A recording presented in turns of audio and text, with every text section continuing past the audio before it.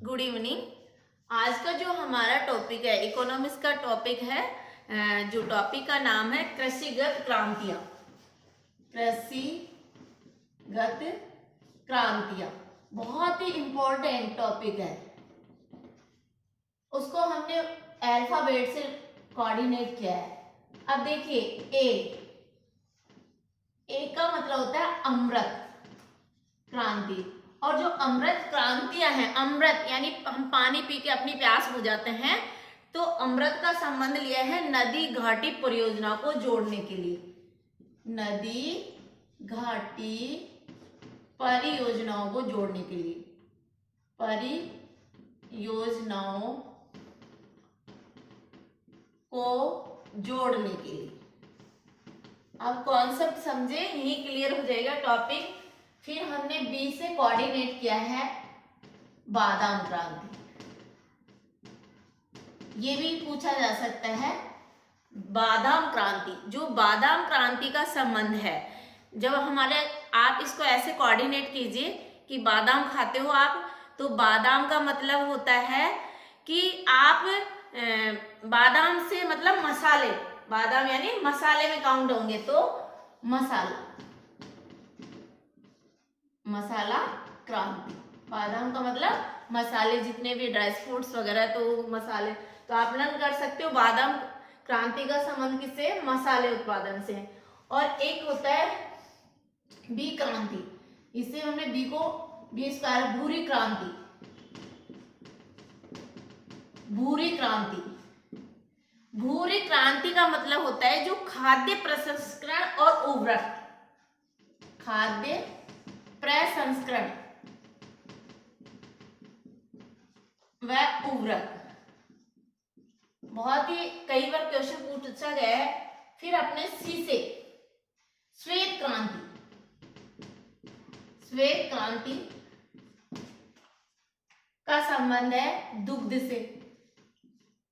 1970 में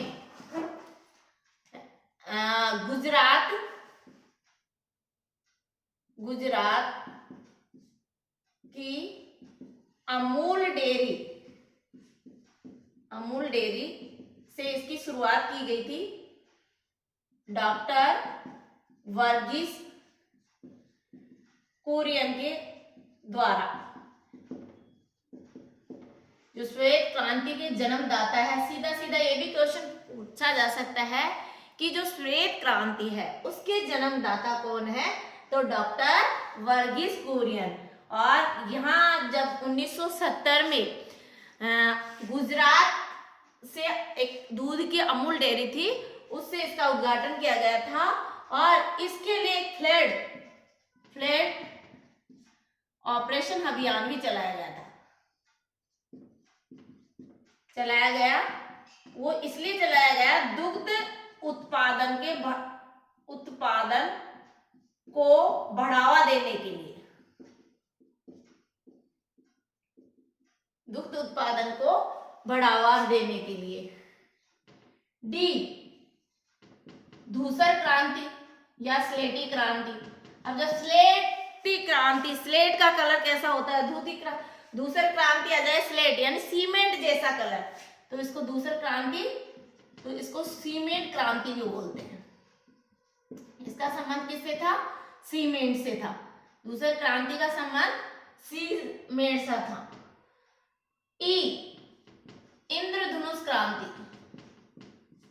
इंद्रधनुष क्रांति जिसे हम सतरंगी भी बोल सकते हैं। और ये समस्त क्रांति को बढ़ावा देने के लिए, समस्त क्रांति को बढ़ावा देने के लिए इस क्रांति का अध्ययन किया गया। अब देखिए यहां हम जी से करें तो जी का मतलब होता है गोल्ड क्रांति। अब आप गोल्ड का मतलब जानते हो कि भाई गोल्ड का मतलब होता है चाय और बांस। चाय, गोल्ड कलर चाय का कैसा, जब बना लेते हैं आप चाय तो वो चाय का कलर कैसा आ जाता है, गोल्ड आ जाता है। तो चाय और मास, गोल्ड क्रांति से हम संबंध लेंगे जो चाय बांस से संबंधित है।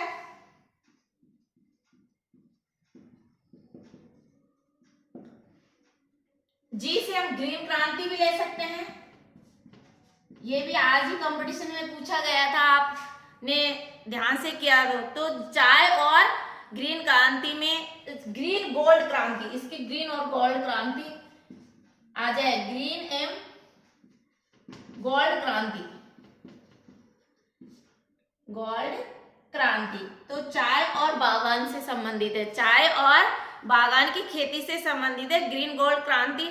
और यदि ग्रीन आ जाए, सीधा सीधा आज भी क्वेश्चन पूछा गया है कि यदि ग्रीन क्रांति आ जाए तो आप जानते हो ग्रीन, बच्चे उड़े गए, ग्रीन यानी हरित क्रांति, ग्रीन हरित क्रांति। अब देखिए बहुत, यहां से हरित क्रांति की बात करें तो इसकी शुरुआत 1966 से 1967, आपने ध्यान दिया होगा कि राजस्थान का पहला आपातकाल 1967 में लगा था। तो एक चीज तो यहां से आपको ये लर्न हो रही है। दूसरा 1966 से 67 तृतीय पंचवर्षीय योजना,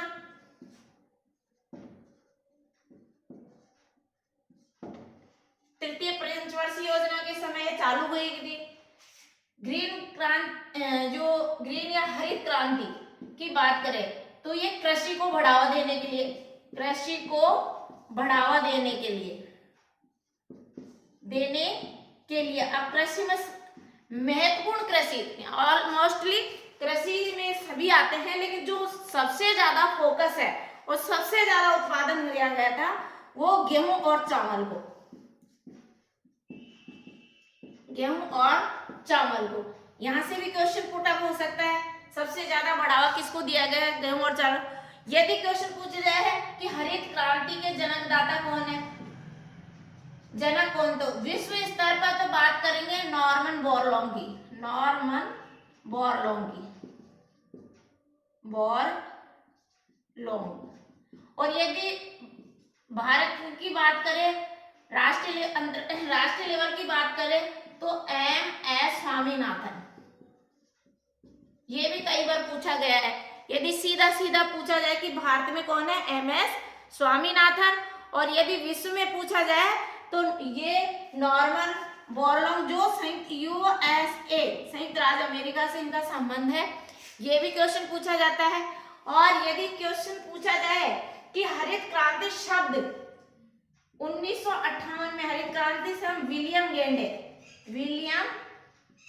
गेंड के द्वारा इस हरित क्रांति शब्द का प्रयोग किया गया, ये भी पूछा जा सकता है, किया गया 1958 में। यहां से भी सीधा सीधा क्वेश्चन पूछा जा सकता है। और हमारे राजस्थान, हरियाणा, पंजाब और पंजाब राज्य से तो इसकी शुरुआत की गई थी। और राजस्थान, हरियाणा, पंजाब, इसमें जो महत्वपूर्ण उत्तर प्रदेश, 4 राज्यों में जब इसकी शुरुआत की गई थी, जब 4 पंजाब राज्य से शुरू हुई, फिर हरियाणा, फिर राजस्थान और उत्तर प्रदेश, और वर्तमान में पूरे ऑल इंडिया में इस हरित क्रांति का प्रभाव देखने को मिलता है। क्रांति पूरे भारत में चालू हो गई है। तो यहाँ हमने जी से गोल्ड क्रांति पढ़ी है, ठीक है। जी से अपन गुलाबी क्रांति भी ले सकते हैं।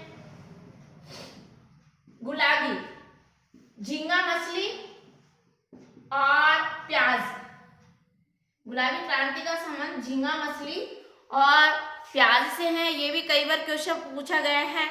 अब उसके बाद में बात करें तो हम नीली और पीली क्रांति, नीली और पीली, ऐसे याद रखें, नीली और पीली। पीली का मतलब होता है, आपने सरसों को देखा होगा, तो पीली क्रांति से संबंध है सरसों का। और नीली और पीली, नीली क्रांति और पी से ये कंटिन्यू नीली पीली, आप वैसे लर्न हो जाएगी, पीली पीली क्रांति।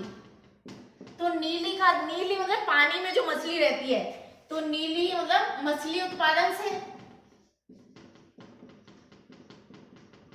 और पीली क्रांति सरसों उत्पादन से नीली पीली को आप कंटिन्यू इस तरह से याद रख सकते हो। आर से रजत क्रांति। अब रजत मतलब चांदी होती है, रजत आप चांदी सिल्वर, इंग्लिश में सिल्वर बोलते हैं। तो अंडा उत्पादन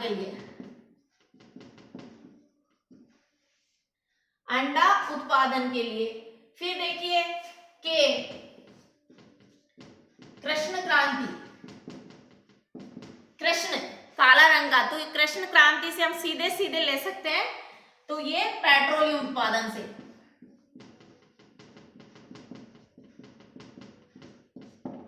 फिर अपन बात कर ले और प्रोटीन क्रांति भी होती है, प्रोटीन क्रांति। इसका उत्पादन दलहन के लिए किया जाता है।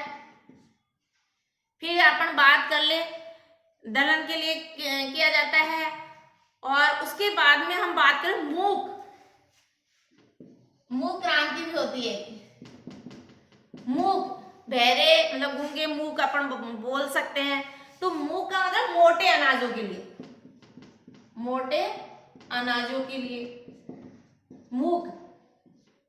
मोटे अनाजों के लिए। फिर हम बात करें सूर्य की बात करें, तो सनराइज कहें या सूर्योदय कहें, सनराइज या सूर्योदय। अब सनराइज कह दे, सूर्योदय कह दे, शाइनिंग आएगी सूरज की जैसी किरण, तो इसका अध्ययन किया जाता है इलेक्ट्रॉनिक्स। ये क्रांति किसके लिए होती है? इलेक्ट्रॉनिक्स। जितने भी टूल्स है उनको बढ़ावा, इलेक्ट्रॉनिक उपकरणों को बढ़ावा देने के लिए।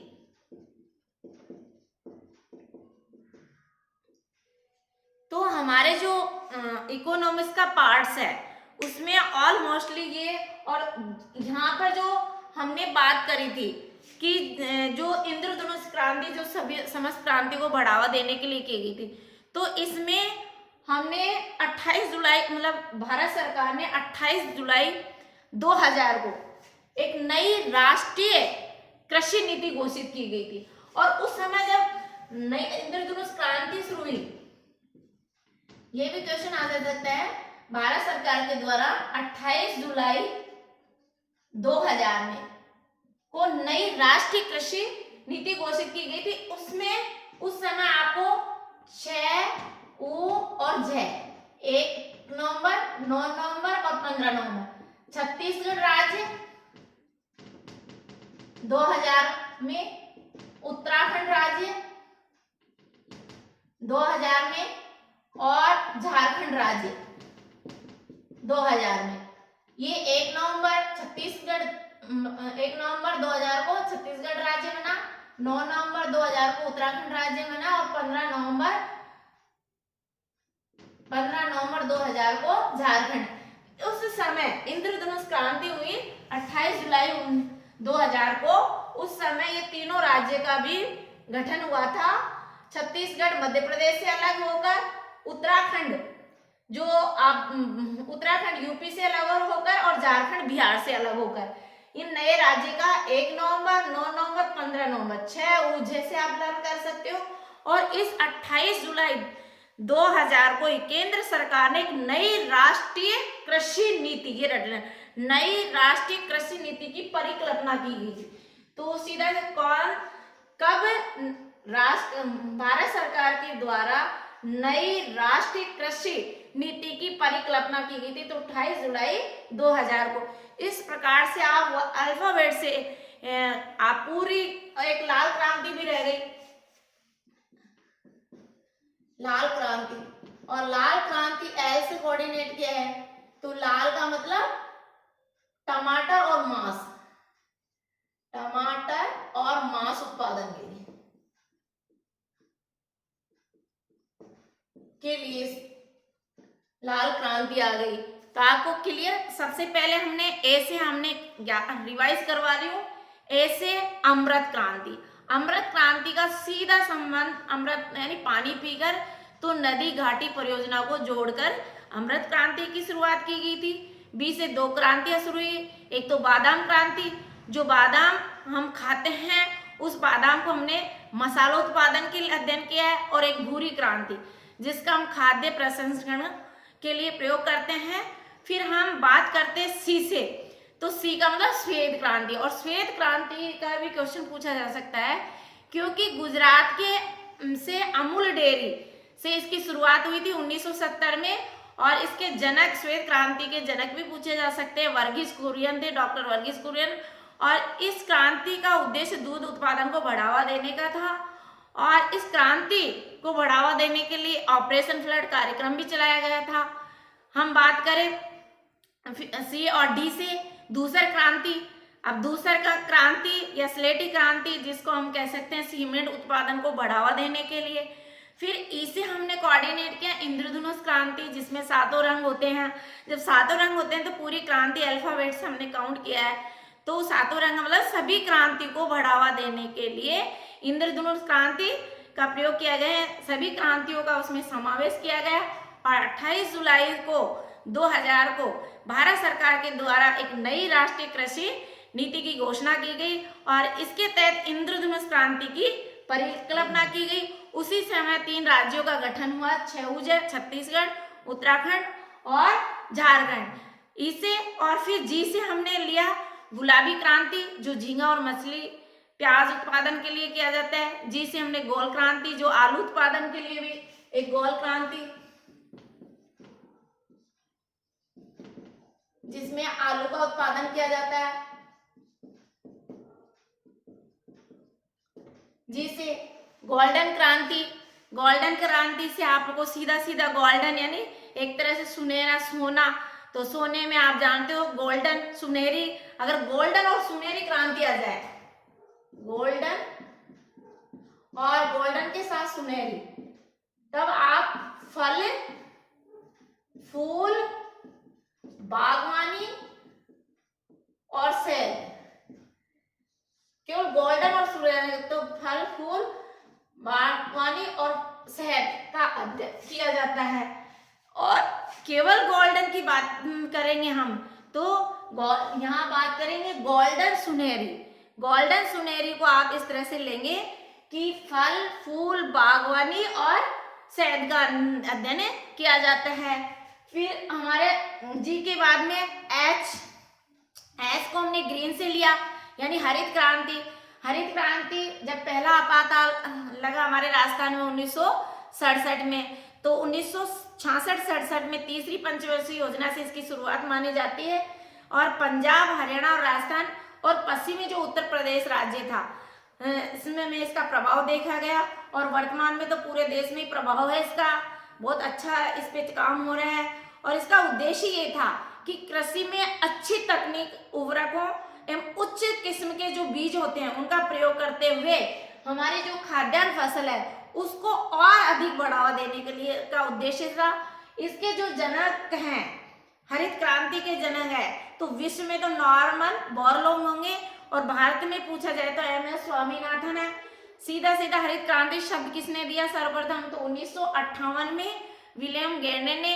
यदि हरित क्रांति का लाभान्वित देखा जाए तो गेहूं और चावल की खेती पर लाभ देखा गया था। और यदि ये कहे कि सबसे ज्यादा गेहूं और चावल में चीन फर्स्ट नंबर पे और भारत सेकंड नंबर पे है, दूसरा स्थान हमारे भारत का। और हरित क्रांति के बाद यदि हम फसल को लें तो दलहन है जिसको हमने प्रोटीन क्रांति भी बोला है कि प्रोटीन क्रांति में दालों का उत्पादन किया जाता है। तो नीली पीली, नीली का मतलब मछली उत्पादन और पीली का मतलब प्रोटीन उत्पादन। और हम मूंग की बात करें तो मोटे अनाजों का इसमें अध्ययन किया जाता है। कृष्ण क्रांति की बात करें तो कृष्ण यानी काला, तो पेट्रोल का कलर काला होता है, तो आप पेट्रोलियम क्रांति को बढ़ावा देने के लिए किया जाता है। और अगर ग्रीन गोल्ड की बात करें तो ग्रीन गोल्ड, ग्रीन यानी हरा और गोल्ड दोनों को मिक्स पूछे तो चाय और बांस भी ग्रीन होता है जब उसका प्रोडक्ट होता है। चाय जब उबल जाती है तो उसका कलर गोल्डन की तरह हो जाता है। तो ग्रीन गोल्ड से हम चाय और बांस को लेंगे। और बाकी यदि व्हाइट गोल्ड की बात करें तो व्हाइट गोल्ड तो आप जानते हो कपास के लिए, व्हाइट गोल्ड में किसका अध्ययन किया जाता है? कपास का। तो व्हाइट गोल्ड क्रांति पूछ ले तो आप कपास करके आएंगे। तो इस प्रकार से आप अल्फाबेट वर्णमाला से पढ़ेंगे।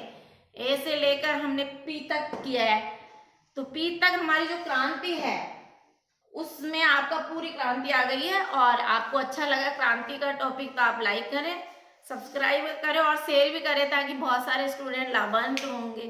Thank you so much.